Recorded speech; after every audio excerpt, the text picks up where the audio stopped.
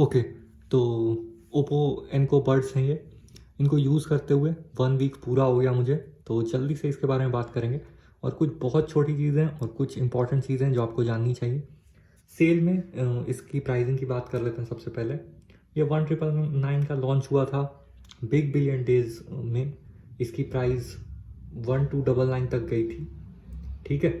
तो वो एक बात है, लेकिन अभी ये 1499 का मिल रहा है। अभी मुझे दिख नहीं रहा ब्लू कलर। वाइट कलर में तो अभी भी अवेलेबल है, ब्लू कलर नहीं दिख रहा है, शायद आउट ऑफ स्टॉक है मोस्ट प्रोबेबली।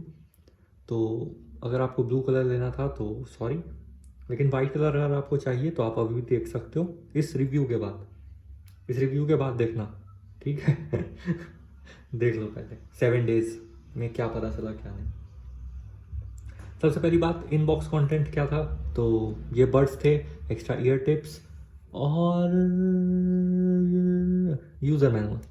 कोई केबल नहीं। अगर आपको ऐसा लग रहा था कि इसमें टाइप सी पोर्ट है तो टाइप सी केबल होगी, तो नहीं, इसमें टाइप सी केबल नहीं आती है। इंपॉर्टेंट पॉइंट है, अगर आपको मोस्ट प्रोबेबली आपके पास पहले से होगा, ये बात भी है, लेकिन नहीं आती है, ये जानना चाहिए आपको। उसके बाद इसके बॉक्स की बात कर लेते हैं, केस की। तो ये पिल शेप बोलते हैं क्योंकि ये अगर देख पा रहे हो तो ये पिल की तरह दिखता है, और ये ग्लॉसी फिनिश में है, ठीक है। रिफ्लेक्शंस ग्लॉसी है, हल्का प्रीमियम लगता है, क्योंकि मैट वाले जो कुछ आते हैं ना वो कभी कभी चीप वाली फीलिंग आती है। लेकिन ये ओप्पो है, और ओप्पो ऐसे भी ऑफलाइन बहुत फेमस है, तो सब पहचान भी जाते हैं, और ये अच्छा लगता भी है, ठीक है। इस एंगल में अगर आप देख पा रहे हो, ये अच्छा लगता है। अब बात करते हैं कि ये है इसका इंडिकेटर, ठीक है। ये ग्रीन जलता है जब, और चार्ज कम होता है तो रेड ब्लिंक करता है ऑफकोर्स।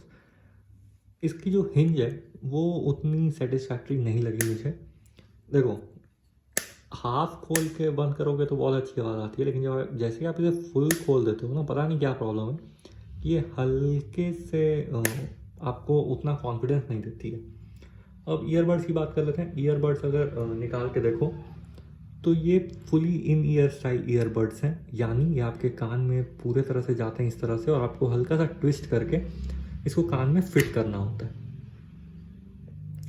इन दोनों के यहाँ पे ये टच कंट्रोल्स हैं, कोई बटन नहीं है इसमें, टच से आपको कंट्रोल करना है, लेफ्ट राइट जो भी।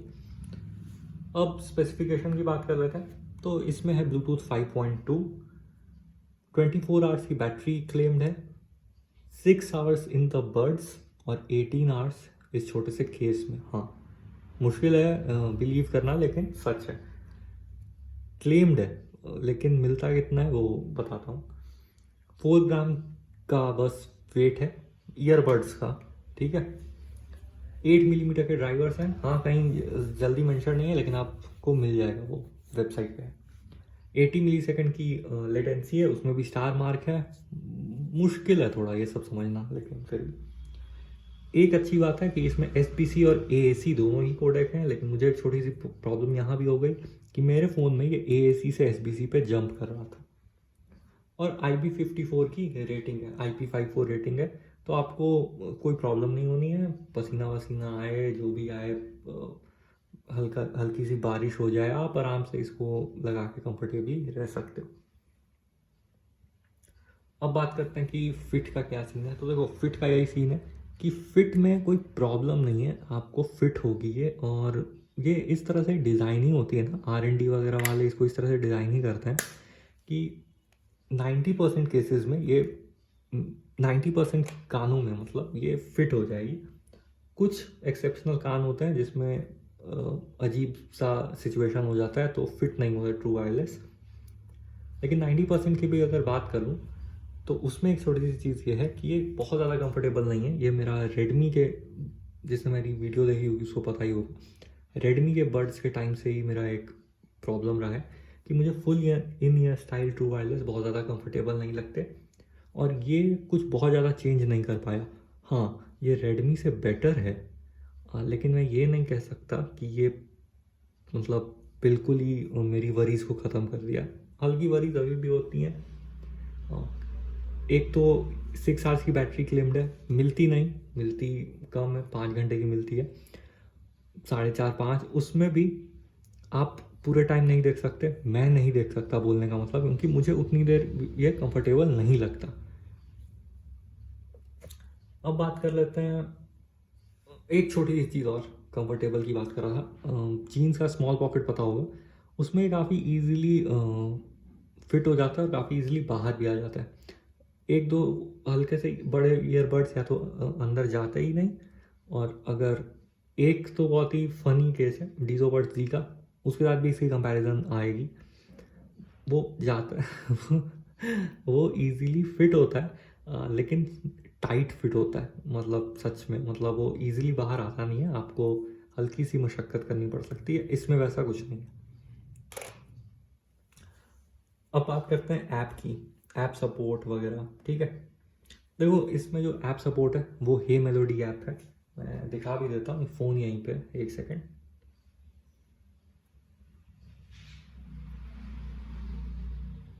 ये ऐसा कुछ इंटरफेस है हे मेलोडी ऐप का। यहाँ आपको firmware update, earbud control change करने की और गेम मोड ऑन करने का ऑप्शन मिलेगा। और अगर आप कनेक्ट करते हो ना, तो यहाँ आपको बैटरी परसेंटेज वगैरह शो होता है। Battery percentage left right earbuds और केस तीनों का ही दिखता है, लेकिन केस की बैटरी परसेंटेज देखने के लिए आपको एक ईयरबड इसके अंदर डालनी होगी। अब बात करते हैं कि गेम मोड भी है, सब कुछ है, बटन मैपिंग भी है। बटन मैपिंग में एक बहुत स्पेशल बात है कि इसमें वॉल्यूम कंट्रोल्स भी है, मतलब आप सिर्फ ईयरबड से वॉल्यूम चेंज कर सकते हो, आपको फ़ोन को बाहर निकालने की ज़रूरत ही नहीं है, कोई ज़रूरत नहीं है। लेकिन अगर आपके पास स्मार्ट वॉच है तो आप स्मार्ट वॉच से भी कर सकते हो, आपके ऊपर डिपेंड करता है, लेकिन इसमें बहुत अच्छा वो ऑप्शन है। उसके बाद इसमें कोई मल्टी कनेक्ट टाइप का फीचर नहीं है, कुछ कोई टाइप का किसी टाइप का स्विच डिवाइसेस फीचर नहीं है, ठीक है। अब बात करते हैं सबसे इम्पोर्टेंट म्यूज़िक और कॉल्स। तो देखो म्यूज़िक में तो इसने मुझे डिसअपॉइंट नहीं किया, ठीक है। काफ़ी अच्छी म्यूज़िक क्वालिटी थी, और मैंने सच बोलूँ तो ज़्यादातर मैच वगैरह देखने के लिए और वीडियोस देखने के लिए यूज़ हुआ है। म्यूज़िक में कम ही यूज़ हुआ, म्यूज़िक का उतना शौक भी नहीं है। लेकिन फिर भी एक चीज़ जो मैं नोटिस कर रहा था वो यही था कि मेरे फ़ोन पे ये AAC कोडेक पे डालने के बावजूद, मतलब मैं इसे फोर्सफुली डाल रहा था AAC पे, लेकिन स्ट्रीमिंग के बीच में मैं जब भी चेक करने की कोशिश करता था तो मोस्ट ऑफ द टाइम्स ये SBC पे अपने आप ऑटो स्विच हो चुका होता था। अब ये क्या सीन है, I have no idea really. तो अगर आपके पास कोई अच्छा फ़ोन है, हाई एंड फ़ोन है, या वो अगर फोर्सफुली AAC को मेंटेन रख सकता है, तो आपको शायद और बेटर ऑडियो क्वालिटी मिले। लेकिन मैं फिर भी 1299 जिस प्राइस में इसको लिया था, और भी कुछ ऑफ ही थे तो 100 ऑफ होंगे या कुछ वैसा ही, तो उस प्राइस पे मैं तो काफ़ी ज़्यादा सेटिस्फाइड हूँ, क्योंकि इससे पहले मैं सेम प्राइस रेंज में डीजो के वायरलेस, मतलब नेक बैंड यूज़ कर रहा था। लेकिन ये ट्रू वायरलेस है, इसका स्टाइल फैक्टर भी होता है, ठीक है, स्टाइल फैक्टर, कॉम्पैक्टनेस फैक्टर, बहुत कुछ है, तो उसकी भी प्राइस होती है। तो उस हिसाब से मैं वॉइस, साउंड, म्यूज़िक जो भी बोल दो, उससे सेटिस्फाइड हूँ। लास्ट में आते हैं कॉल के ऊपर। देखो पहली बात, कॉल आजकल बहुत लोग लेते नहीं, बहुत ज़्यादा, मैं नहीं लेता, तो हल्की सी कम हो गई है फ्रीक्वेंसी। लेकिन अगर आप फिर भी कॉल लेते हो, तो जैसे कि डीजो वायरलेस के साथ मेरा एक्सपीरियंस था, वैसा ही कुछ सिमिलर एक्सपीरियंस है कि एक एक ही शायद लोग होंगे, या कुछ ही जो फन टाइप के लोग होते हैं, दोस्त टाइप के, वही ये सब नोटिस नहीं करते कि आवाज़ चेंज है या हल्की अजीब आवाज़ आ रही है। लेकिन जो हल्के सीरियस टाइप के लोग हैं, या आपके सीनियर हो गए जिससे आप कोई सीरियस बात करना चाहते हो, या आपकी फैमिली में कोई वैसा है, तो वो लोग नोटिस कर लेते हैं, वो टोक देते हैं कि क्या हो गया या कुछ। तो वो उस बेसिस पे इसको जज कर रहा हूँ मैं, क्योंकि अगर किसी ने टोक दिया है, इसका मतलब ही है कि ये 100% काम नहीं कर रहा है, क्योंकि इसमें क्लेम्ड है कि इसमें स्मार्ट नॉइज़ कैंसिलेशन है, हेल्प को, मतलब कॉलिंग को हेल्प करने, ठीक है, एआई, कुछ एआई की मदद से, जो भी वो क्लेम करता है, तो वैसा हो भी सकता है। लेकिन क्योंकि मुझे किसी ने टोक दिया तो मैं बता देता हूँ कि ये वर्डिक्ट है मेरी तरफ से कि 100% इसका कॉलिंग नहीं है। म्यूज़िक के बारे में बात हो ही गई, बेस सही है, सब कुछ सही है, मतलब देखो फन लविंग म्यूज़िक है इसका। बेस बहुत हाई नहीं है क्योंकि मैं बेसिक चीज़ें ही सुनना पसंद करता हूँ, लेकिन अच्छा बेस है। अब कौन सा ही म्यूज़िक सुना के दिखाऊँ।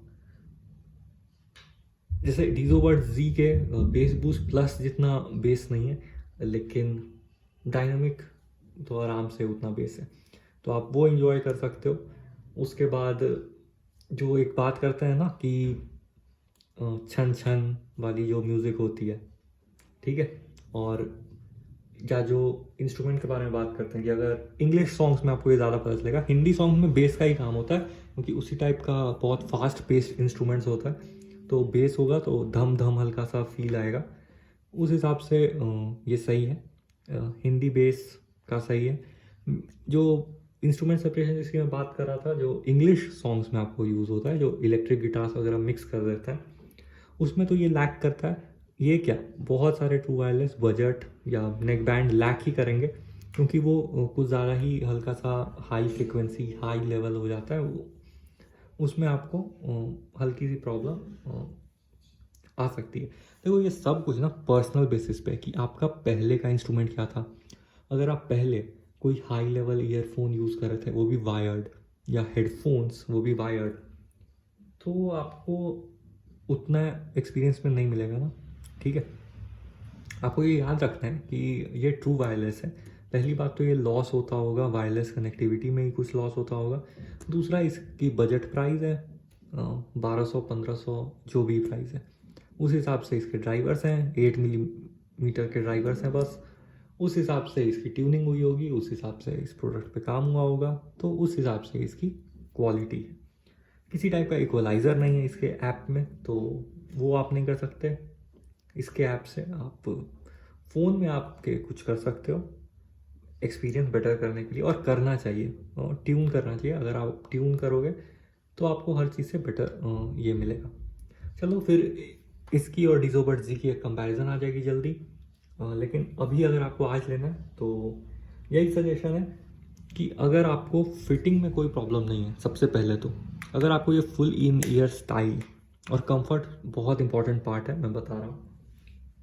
अगर आपको फुल इन ईयर स्टाइल से कोई प्रॉब्लम नहीं है, अगर आपने पहले यूज़ किया है, आपको मस्त लगता है, तो आप डेफिनेटली, क्यों नहीं, डेफिनेटली इसको कंसिडर कर सकते हो। स्पेशली क्योंकि इसमें एक्स्ट्रा कोडेक का सपोर्ट है, ब्लूटूथ 5.2 लेटेस्ट है, ठीक है, 24 आवर्स की बैटरी लाइफ है इसलिए। और क्यों आप इसे कंसीडर नहीं कर सकते, वो भी सिमिलर ही रीजंस हैं, क्योंकि इसमें कंफर्ट लेवल मुझे थोड़ा लैकिंग लगा पर्सनली। अगर आपको लगता है कि वैसा कंफर्ट लेवल आपको चलेगा तो ठीक है, लेकिन नहीं लेने के वही रीजंस हैं, कंफर्ट। और अगर इसमें क्लेम्ड है कि ये एएसी सपोर्ट करता है, तो ये फिर एचपीसी पे स्विच क्यों होता है ऑटोमेटिकली, दूसरा रीज़न ये। तीसरी रीज़न तो ऐसा ही है कि देखो कुछ कुछ चीज़ें इसमें हल्की सी ये की गई हैं जो मेरे समझ में नहीं आती। जैसे ब्लूटूथ 5.2, अब रेंज, मतलब मोर कनेक्शन, मोर कुछ कुछ लिखा हुआ है, लेकिन मुझे तो कोई खास डिफरेंस नहीं दिखा। मैं कोई खास क्या, मैं अगर सच बोलूँ तो कोई डिफरेंस ही नहीं दिखा। मैंने वो ब्लूटूथ 5 वाला सब कुछ यूज़ ही कर रहा हूँ।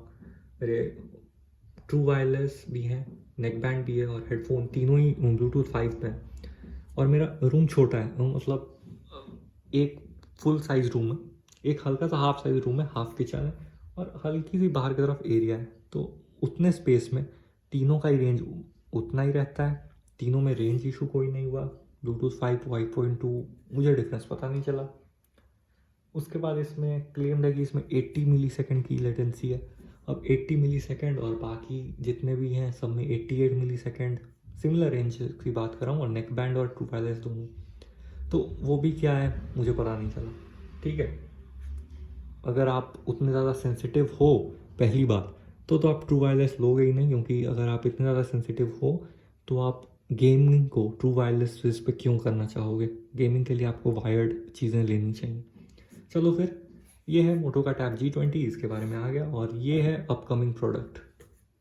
बाय।